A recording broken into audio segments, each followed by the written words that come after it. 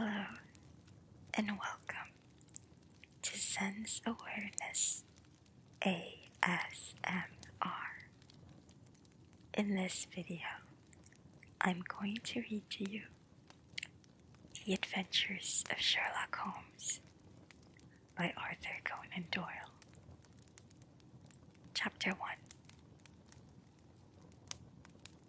To Sherlock Holmes, she is always the woman. I have seldom heard him mention her under any other name. In his eyes, she eclipses and predominates the whole of her sex. It was not that he felt any emotion akin to love for Irene Adler. All emotions, and that one particularly, were abhorrent to his cold, precise, but admirably balanced mind.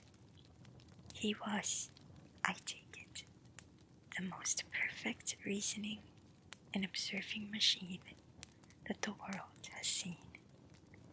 But as a lover, he would have placed himself in a false position. He never spoke of the softer passions, save with a gibe and a sneer.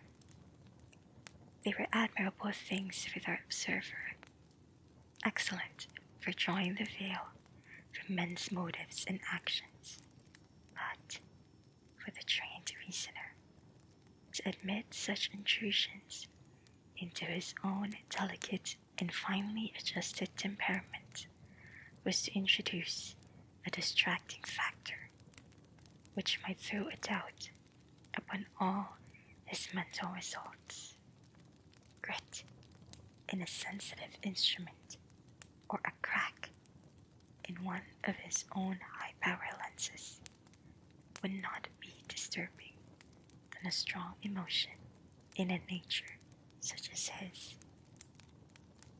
And yet, there was but one woman to him, and that woman was the late Irene Adler, of dubious and questionable memory. I had seen little of Holmes lately. My marriage had drifted us away from each other.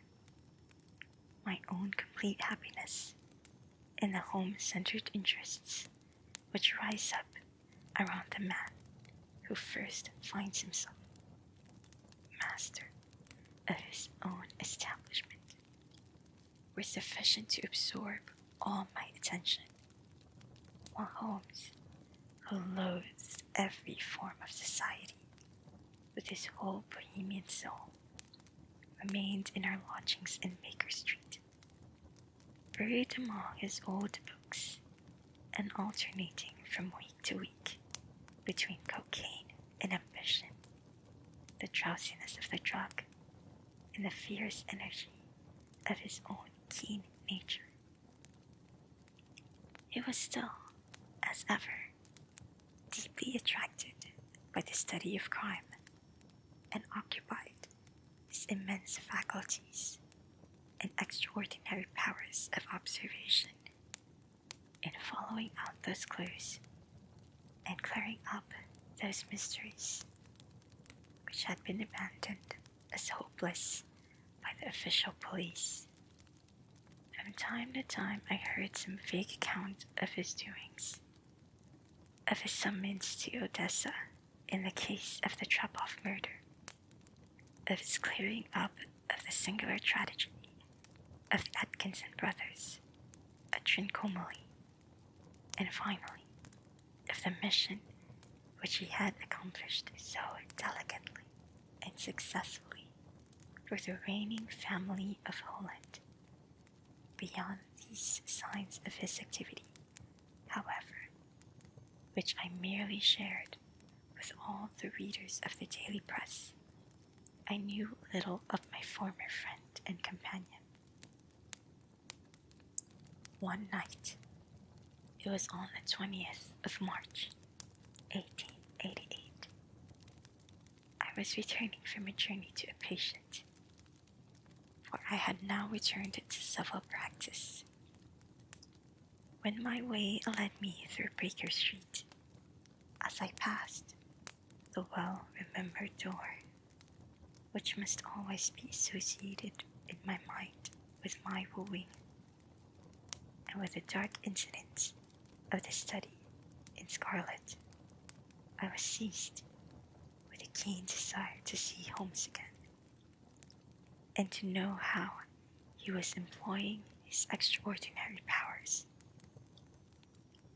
His rooms were brilliantly lit, and even as I looked up, I saw his tall, spare figure pass twice in a dark silhouette against the blind. He was pacing the room swiftly, eagerly, with his head sunk on his chest and his hands clasped behind him. To me, he knew his every move and habit, his attitude and manner told their own story. He was at work again. He had risen out of his drug-created dreams and was hot upon the scent of some new problem. I rang the bell and was shown up to the chamber, which had formerly been in my apartment. His manner was not effusive. It seldom was, but he was glad, I think, to see me. With hardly a word spoken, but with a kindly eye, he waved me to an armchair, threw across his case of cigars, and indicated a spirit case and a gasoline in the corner. Then he stood before the fire and looked me over in his singular, introspective fashion. "When luck suits you," he remarked, "I think, Watson, that you have put on 7.5 pounds since I saw you." "7," I answered. "Indeed, I should have thought a little more, just a trifle more, I fancy, Watson. And in practice again, I observe. You did not tell me that you intended to go into harness. Then, how do you know?" "I see it. I deduce it." "How do I know that you have been getting yourself very wet lately, and that you have a most clumsy and careless servant girl?" "My dear Holmes," said I, "this is too much. You would have certainly have been burned had you lived a few centuries ago. It is true that I had a country walk on Thursday and came home in a dreadful mess. But as I have changed my clothes, I can imagine how you deduce it. As to Mary Jane, she is incorrigible, and my wife has given her notice. But there, again, I fail to see how you work it out." He chuckled to himself and rubbed his long, nervous hands together. "It is simplicity itself," said he. "My eyes tell me that on the inside of your left shoe, just where the firelight strikes it, the leather is scored by 6 almost parallel cuts. Obviously, they have been caused by someone who has fairly carelessly scraped around the edges of the sole in order to remove crusted mud from it. Hence, you see, my double deduction that you had been out in foul weather, and that you had a particularly malignant boot-slitting specimen of the London savvy. As to your practice, if a gentleman walks into my rooms, smelling of iodoform, with a black mark of nitrate of sulfur upon his right forefinger, and a bulge on the right side of his top hat, to show where he has secreted his stethoscope. I must be dull, indeed, if I do not pronounce him to be an active member of the medical profession. I could not help laughing at the ease with which he explained his process of deduction. When I hear you give your reasons, I remarked, the thing always appears to me to be so ridiculously simple that I could easily do it myself, though at each successive instance of your reasoning I am baffled until you explain your process. And yet I believe that my eyes are as good as yours. Quite so, he answered, lighting a cigarette and throwing himself down into an armchair. You see, but you do not observe. The distinction is clear. For example, you have frequently seen the steps which lead up from the hall to this room. Frequently. How often? Well, some hundred of times. And how many are there? How many? I don't know. Quite so. You have not observed, and yet you have seen. That is just my point. Now, I know that there are 17 steps because I have both seen and observed. By the way, since you are interested in these little problems, and since you are good enough to chronicle one or two of my trifling experiences, you may be interested in this. He threw over a sheet of thick, pink-tinted note paper, which had been lying open on the table. It came by the last post, said he. Read it aloud. The note was undated, and without either signature or address. There will call upon you tonight at 7:45, it said. A gentleman who desires to consult you upon a matter of the very deepest moment. Your recent services to one of the royal houses of Europe have shown that you are one who may safely be trusted with matters which are of an importance which can hardly be exaggerated. This account of you we have from all quarters received. Be in your chamber, then, at that hour, and do not take it amiss if your visitor wear a mask. This is indeed a mystery, I remarked. What do you imagine that it means? I have no data yet. It is a capital mistake to theorize before one has data. Insensibly, one begins to twist facts to suit theories, instead of theories to suit facts. The note itself, what do you deduce from it?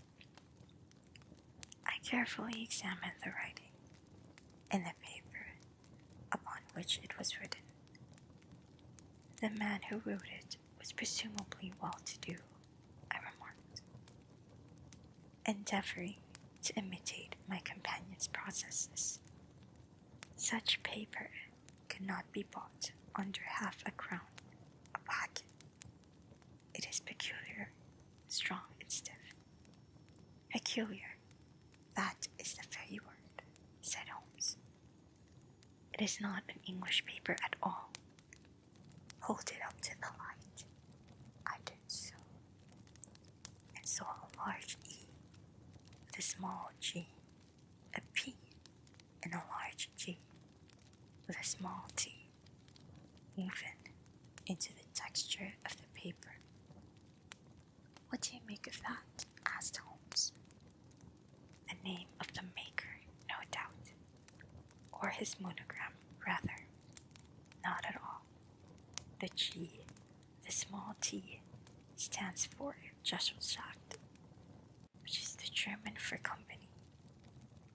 It is a customary contraction, like our co. P, of course, stands for papier. Now, for the EG, the last glance at our continual gazetteer. He took down a heavy brown volume from his shelves. A glitz. Here we are, Agria. It is in a German-speaking country in Bohemia, not far from Karlsburg. Remarkable as being the scene of the death of Einstein, and for its numerous glass factories and paper mills. My boy, what do you make of that? His eyes sparkled, and he sent up a great blue triumphant cloud from his cigarette. The paper was made in Bohemia, I said, precisely, and the man who wrote the note is a German. Do you note the peculiar construction of the sentence? This account of you we have from all quarters received. A Frenchman or Russian could not have written that. It is the German who is so uncourteous to his verbs. It only remains, therefore, to discover what is wanted by this German who writes upon Bohemian paper and prefers wearing a mask to showing his face, and where he comes, if I am not mistaken, to resolve all our doubts. As he spoke, there was the sharp sound of horses' hoofs and grating wheels against the curb, followed a sharp pull at the bell. Holmes whistled. A pair had a sound, said he. Yes, he continued, glancing out the window.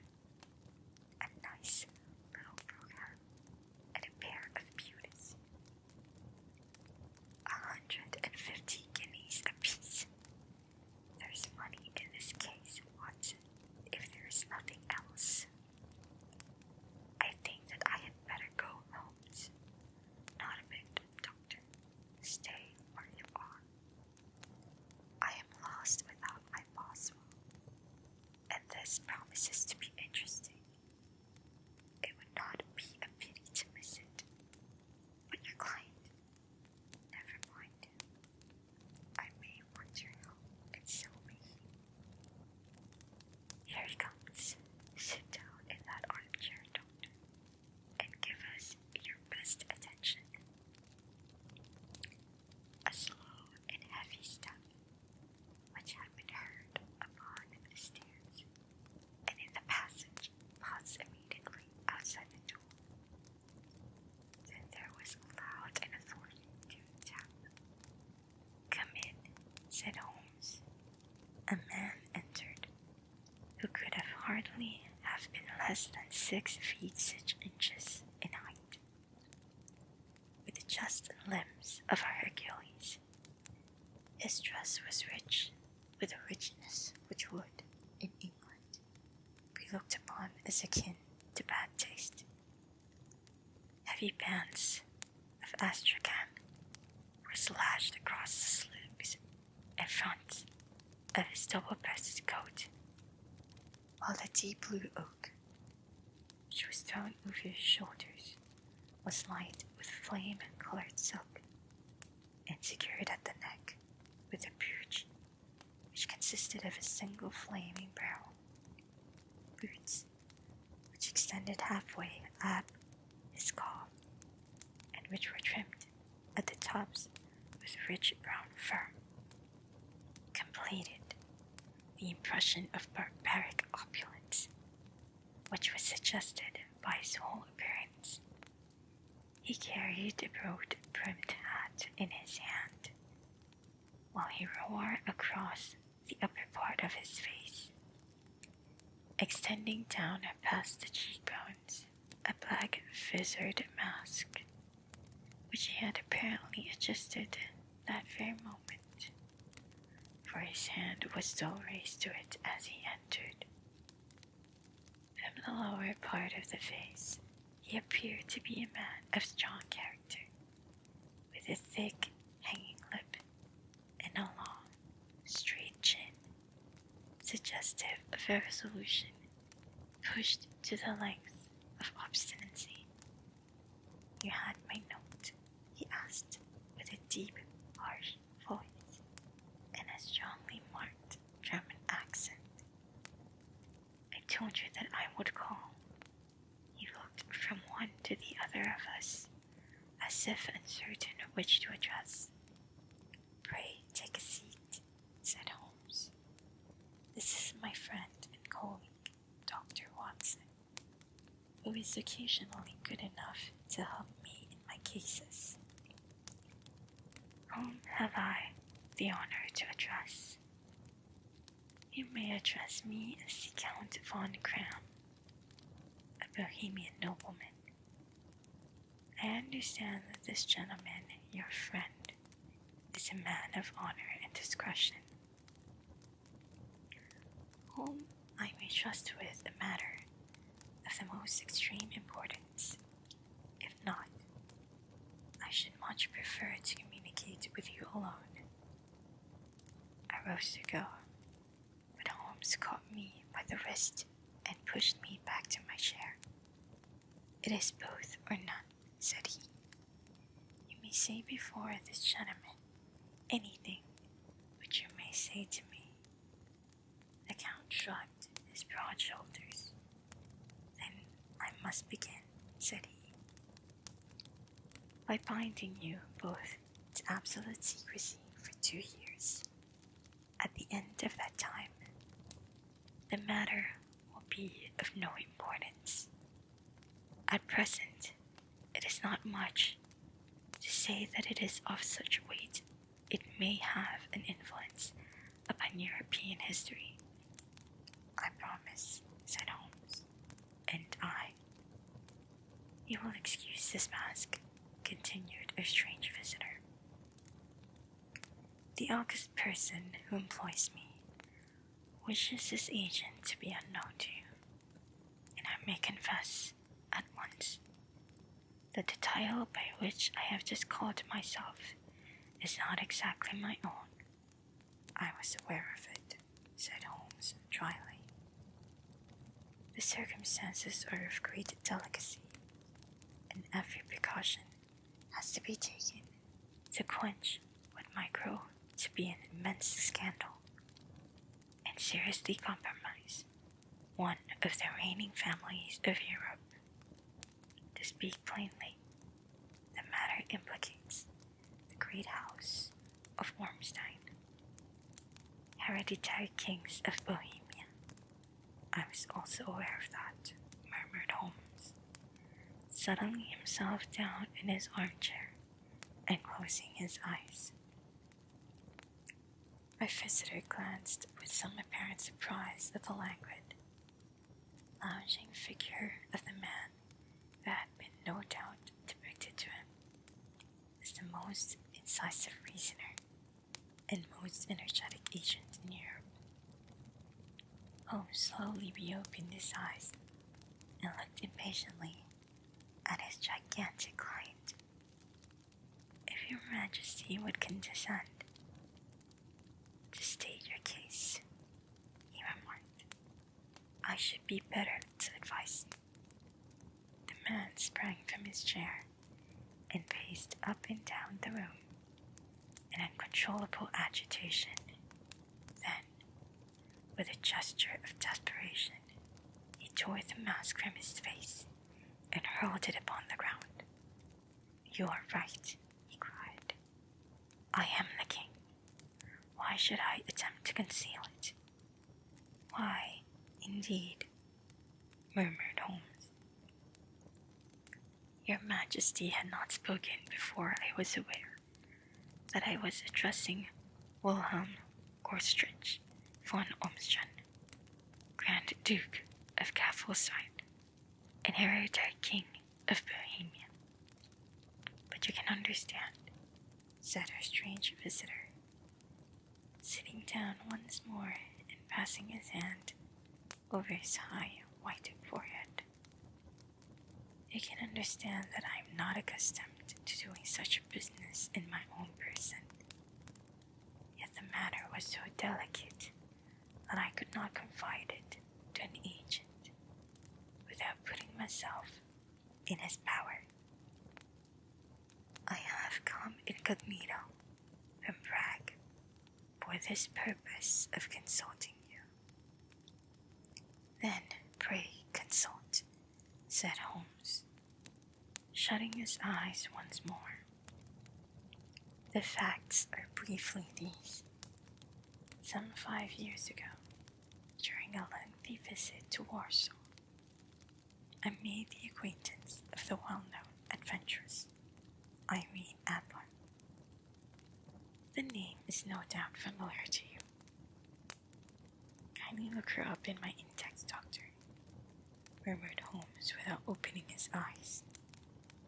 For many years he had adopted a system of docketing all paragraphs concerning men and things, so that it was difficult to name a subject or a person on which he could not at once furnish information. In this case, I found her biography sandwiched in between that of a Hebrew rabbi and that of a staff commander who had written a monograph upon the deep sea fishes. Let me see, said Holmes. Born in New Jersey in the year 1858. Contralto. Scala. Prima donna Imperial Opera of Warsaw. Yes. Retired from operatic stage. Living in London. Quite so. Your Majesty, as I understand, became entangled with this young person. Wrote her some compromising letters, and is now desirous of getting those letters back. Precisely so. But how? Was there a secret marriage? None. No legal papers or certificates? None. Then I fail to follow your Majesty. If this young person should produce her letters for blackmailing or other purposes, how is she to prove their authenticity? There is the writing. Pooh, forgery. My private notepaper, stolen. My own seal, imitated. My photograph, bought. You were both in the photograph. Oh dear, that is very bad. Your Majesty has indeed committed an indiscretion. I was mad, insane. You have compromised yourself seriously. I was only Crown Prince then. I was young, but I am 30 now. It must be recovered. We have tried and failed. Your Majesty must pay. It must be bought. She will not sell. Stolen then. 5 attempts have been made. Twice burglars in my pay ransacked her house. Once we diverted her luggage when she traveled. Twice she has been waylaid. There has been no result. No sign of it. Absolutely none. Holmes laughed. It is quite a pretty little problem, said he. But a very serious one to me, returned the king reproachfully. Very indeed. And what does she propose to do with the photograph? To ruin me. But how? I am about to be married, so I have heard, to Clotilde Lotman von Saxe-Meiningen, second daughter of the King of Scandinavia. You may know the strict principles of her family. She is herself the very soul of delicacy. A shadow of a doubt as to my conduct would bring the matter to an end. And Irene Adler threatens to send them the photograph, and she will do it